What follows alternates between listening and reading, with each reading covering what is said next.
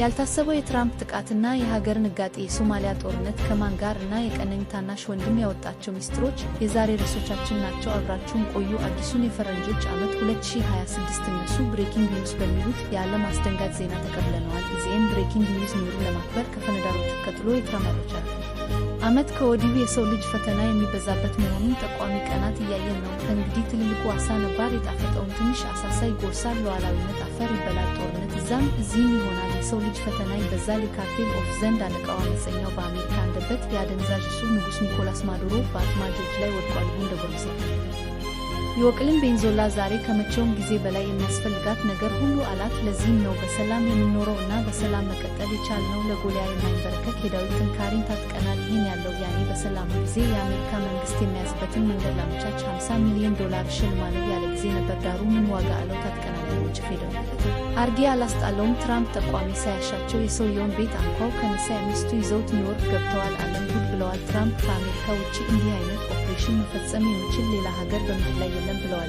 ሲሰሙ ሙሳዶች ምን ይሉ ይሆን እንጃ። ብቻ በካራካስ እንዲህ ሆኗል። የሀገሪቱም ዕጣ ፈንታ በአንድ ክስተት በባዕድ አገር መዳፍ ላይ ወድቋል። ይህ የሳምንቱ ትልቅ ዜና ነው። ክቡር የፈታ ድል ቤተኞች፣ ይህ ሳምንቱ እንዴት አለፈ የምንባባልበት የሰንበት መቆያ መሰናዶዋችን ቀጥለን በያዝነው ሳምንት ከተሰማ ወሬዎች መሃል ዋና ዋናዎቹን ብቻ መርጠን እናቀርብላቸዋለን። ዓለም ያልታሰቡትና የመጨረሻ ቀናት ላይ ትራምፕ የወሰዱት እርምጃ አዲሱ ዓመት አነጋጋሪ ርዕስ ሆኗል። ዓለም በዚህ ሰዓት ከዚህ ውጭ መስማት የሚፈልገው መረጃ የለም። የአመፀኛውን ማዱሮ መያዝ ተከትሎ የሀገሩ ዜጎች ለሁለት ተከፍሎ በተለያዩ የዓለም ሀገራት ሰልፍ ወጥተዋል። በፔሩ፣ ቺሊ፣ አርጀንቲና፣ ስፔን የሚኖሩ የቬንዙዌላ ዜጎች በማዱሮ ስር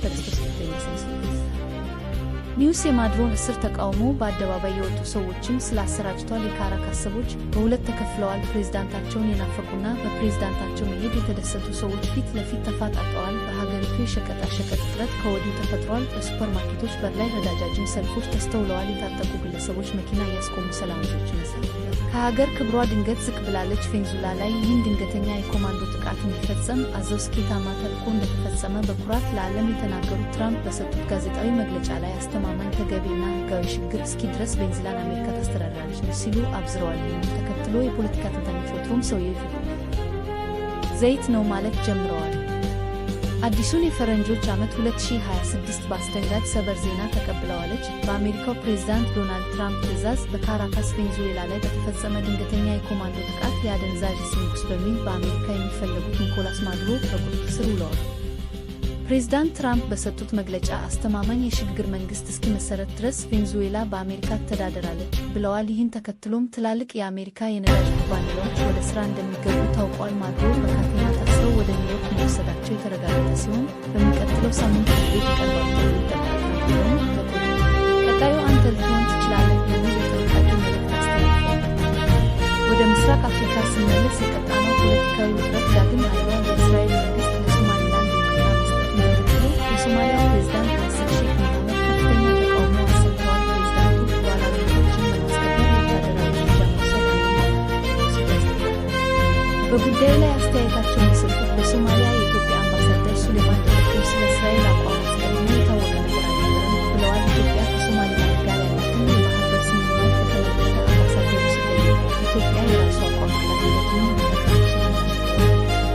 በመጨረሻም የሟች ቀነኒ አዱኛ ህልፈት ተከትሎ በባለቤቷ አርቲስት አንዷለም ጎሳና በሟች ታናሽ ወንድም ሊበን አዱኛ መካከል የሚደረገው የቃላት ጦርነት ቀጥሏል። የአንዷለምን ማስተላለፊያ ተከትሎ ሊበን አዱኛ ላይ ደርስ የነበረው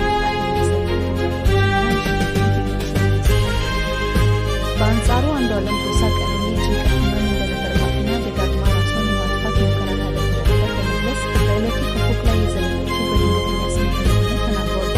አሁንም ተናግረዋል።